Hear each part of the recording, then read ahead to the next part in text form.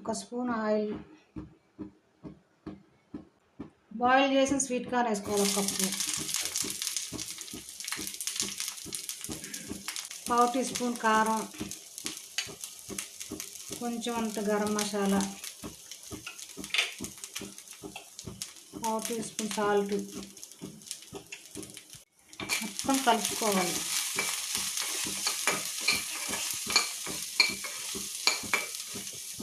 Spoon టమాటా ముక్కలు,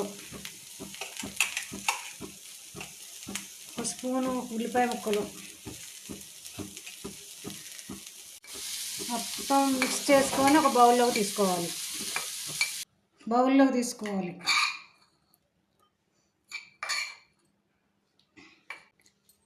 ఒక spoon నిమ్మరసం వేసుకొని బాగా మిక్స్ చేసుకోవాలి.